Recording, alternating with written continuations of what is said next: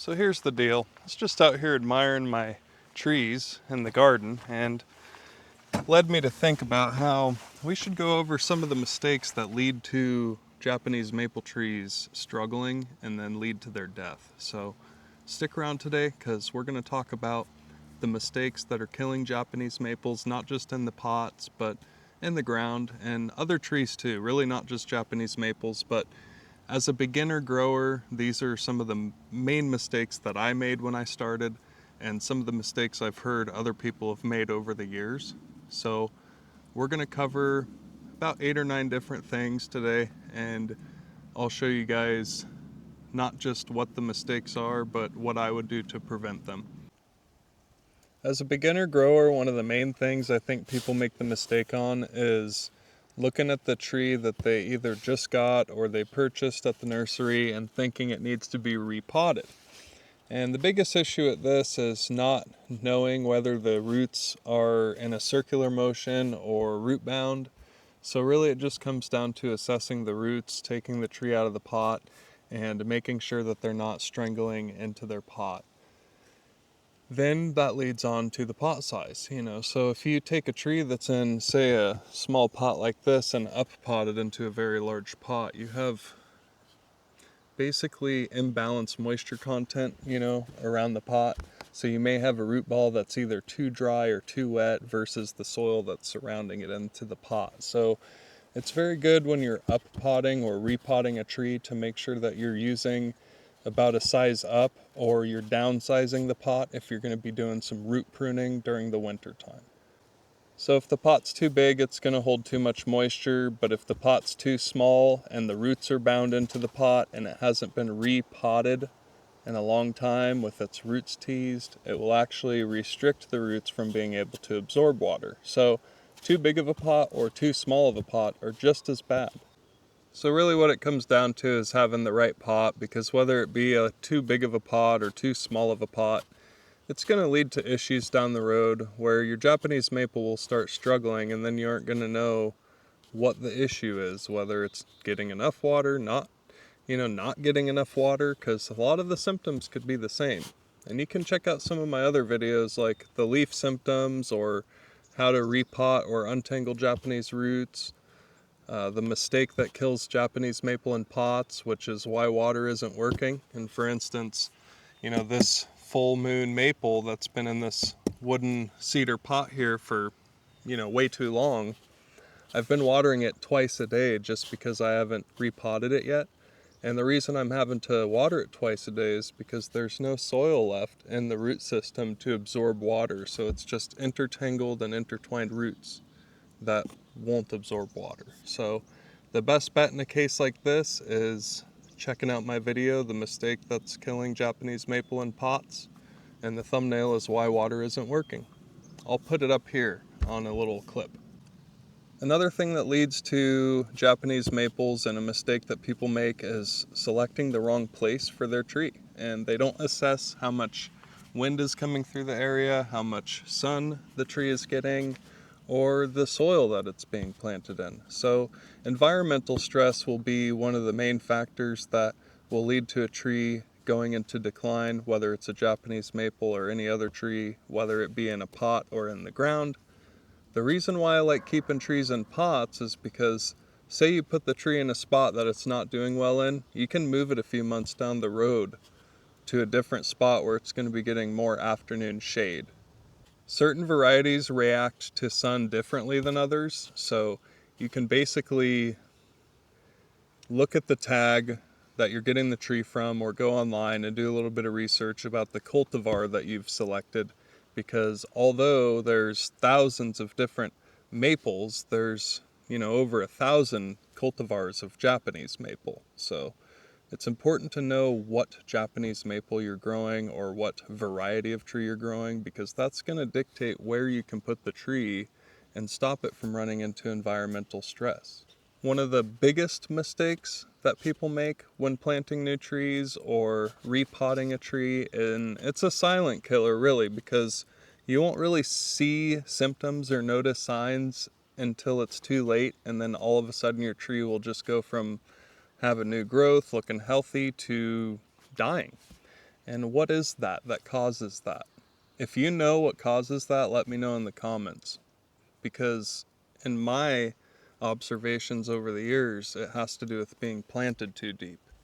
And when you plant a tree too deep, what ends up happening is the surface roots aren't able to breathe from the surface where they get oxygen. So it ends up strangling out the tree and suffocating it, leading to the tree's death.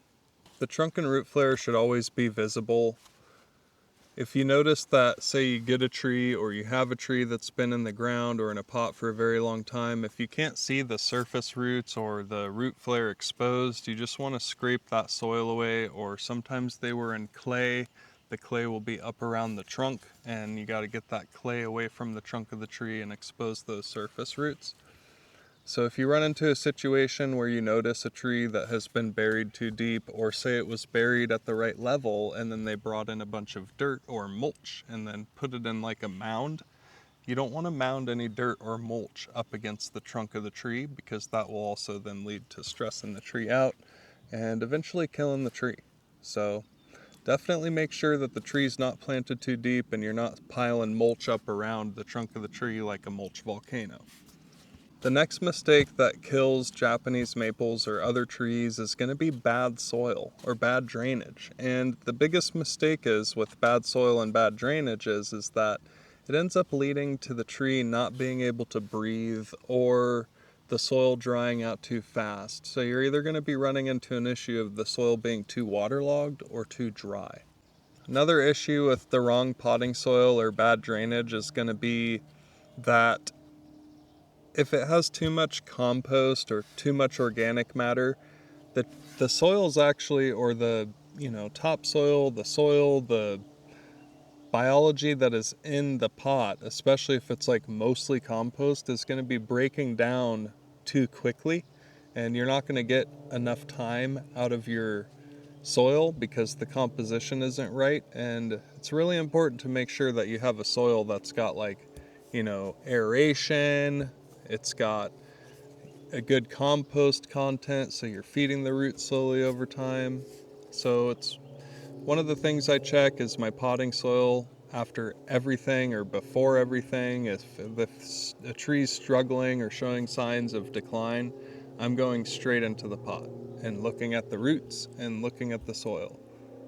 So if the soil's too wet, what you're going to want to do is get that old wet soil out of those roots and untangle the roots, wash the roots out with a hose, and try to get as much of those roots exposed to fresh soil as you can, and make sure the soil you're using is well draining, it has really good aeration, and it's not drying out too fast, and it's not staying waterlogged too long, because that's a mistake that we make with Japanese maples, is we put them in the wrong soil and it leads to their death.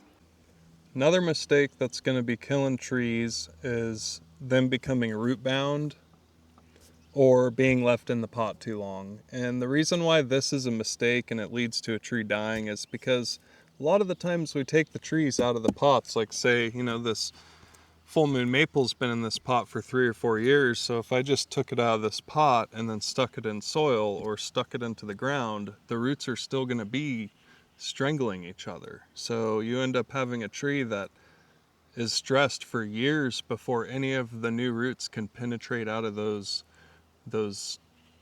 strangulating roots. So it's really important to make sure that if the tree's been in the pot for a long time, or it looks like it has, which there's signs to look for, it's drying out really fast, it gets really light in its pot really quick. Another thing is that, say you watered it in the morning, it's not even that hot or dry, but by the end of the day it's dry. So those are signs that it's root bound, it's been in its pot too long, and you're going to want to tease those roots and get it into a new home, whether it be a pot or the ground. The root bound trees hardly absorb water. They mostly just have water that runs down the sides of the pot or directly through the root system, because there's no soil there to help absorb the water to slowly release it into the feeder roots. So if you have trees that look like they're root bound or they've been in the pot for too long, check out some of my other videos about untangling roots from trees in pots, whether it's Japanese maples or any other trees. And what will end up happening is if you don't untangle those roots is, like I say, it's going to lead to the tree stressing itself out for a long amount of time, and the canopy may get too big for the root system, and then it'll either kill the tree's canopy or it will fall over because it never grew a supportive root system out away from the tree. So it's really important to make sure that we untangle root systems, we fix and correct circling roots or tangling or girdling roots, and that will help stop the mistake of root bound trees or being in the pot for too long. You're really going to want to make sure that if you are correcting roots or you're doing major root pruning, you're doing it in the dormant season when the tree's not awake and while it's not flowing juices or using its starches and sugars that it stored in the root system during the fall and winter. Really, that's another mistake that people make is doing the root pruning. There's a difference between root pruning and root correcting. Root pruning, you can take a third of the tree's root systems. That's not something you're going to want to do during the spring or summer because the tree's stored energy in those roots, and you can end up putting the tree into stress or shock and giving the tree the ability to get diseases or other kind of stress factors that then leads to its death. So that's another mistake.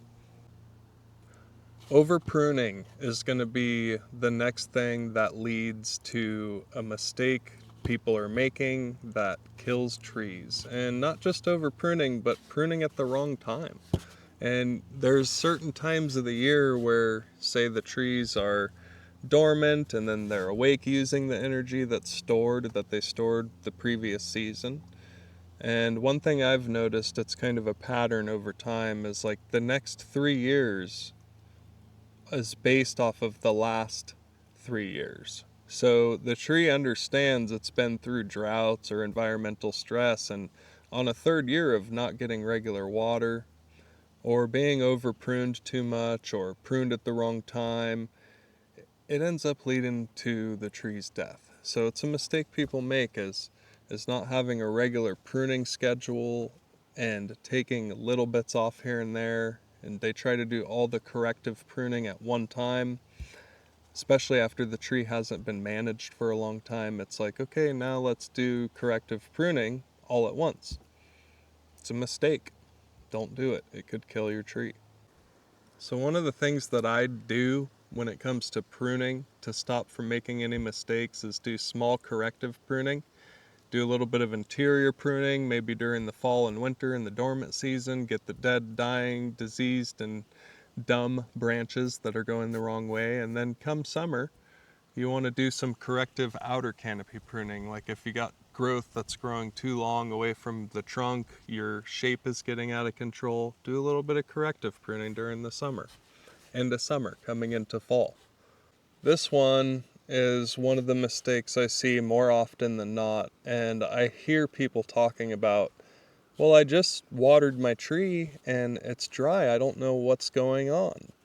It's probably root bound, probably needs to be repotted, so that goes back to the mistake of it being in the pot too long or being, you know, not fixing the circling roots when it did get repotted. So having a bad watering schedule, like say you just kind of give the trees water when you remember, whether it be in a pot or in the ground, it's kind of like drinking water when you feel like you should drink water. It's too late. You got to stay on a regular hydration in order to stay happy and healthy and glowing. So if you want happy, healthy, glowing trees, you're definitely going to want to make sure you follow a consistent water schedule, and it's completely dependent on your environment, the wind that the trees are getting, the location the trees are in, and a lot of other factors that lead to what kind of water schedule you're going to want with your trees. The biggest mistake with watering is watering lightly doesn't get the absorbing roots, and watering trees in pots, a lot of the time we just go and we water it until the surface just barely gets wet. And then if you go back and you scrape away the surface, you'll start to notice that the coverage wasn't what you thought it was. So it's very important to do a deep watering, not just once during the summer heat, but twice. You go once regular watering how you would normally, and then come back again and do a second watering. Sometimes I'm having to water my trees twice in one day depending on the wind and the sun. and how hot and dry it gets out here in the Pacific Northwest Zone 8B. So how to stop this mistake is going to be deep watering, coming back and watering for a second time, and especially if you're somewhere like I am where you have terrible soil in the ground like rocks and just hard pan, you're going to want to make sure you're watering very, very deep soak, So I come and I water each tree that's in the ground for a couple of minutes, or I have soaker hoses and I just let the soaker hoses run, run, run, run, run. I add composition to the soil like compost that helps absorb water, and then I use mulch nugget bark at the surface to help retain moisture. So it's very important to make sure you have a good watering system in play, a good watering schedule, and that's going to keep your trees thriving. You guys will never believe, but humans. Humans are the worst mistake that kill Japanese maples or trees, whether it be in the pot or in the ground. And the reason why humans are the worst mistake for trees is because we take trees that used to be out in a natural setting and we try to put them in a very controlled area, and you take all these different variables and you try to control a tree in a certain area that maybe it wasn't meant to be in. And that's why it's important to make sure that when you are selecting a tree, you're purchasing a tree, you're taking the time to put it in the right spot, put it on a good watering schedule, make sure that it doesn't have root-bound roots. Don't over fertilize your trees. Make sure they're not buried too deep. And really, if you take care of all these different things, you will have no mistakes when growing Japanese maples. Don't overpot. It's just the list we went over. I think those are the main mistakes that leads to trees' death. And with the last one being on the list, we're the main reason why trees die. So it's important to focus on maybe what we're doing that's causing the trees to die and how we can fix it. And one of the biggest mistakes humans make with diagnosing a tree is they see crispy leaves, or they see a change in color, or they see something unusual, so they automatically go to, I need to water more. And a lot of the times watering more may not be the issue. Maybe the tree's not even absorbing water. So what will end up happening is you'll be watering the tree over and over and over. Maybe it is absorbing water and the dirt's just too wet around it and it never got a chance to dry out. Another issue people make is repotting a tree. It goes into a stress sign or stress response, and then they repot the tree again. That will kill a tree. So we want to avoid over caring for the trees and under caring for the trees, and just make sure that when you start growing trees, you start less and then work your way up to more, because less is more. The less information you try to take in at one time, the more you will get out of it in the long run. So that's why I try to cover these simple mistakes that people are making, what I do to avoid them, and I hope that by the end of all of it, you guys learned something from the video and you got something out of it. Let me know in the comments if you know of any other mistakes that are leading to trees' death. And yeah, I would love to hear it. Thanks for tuning in. Bye, guys.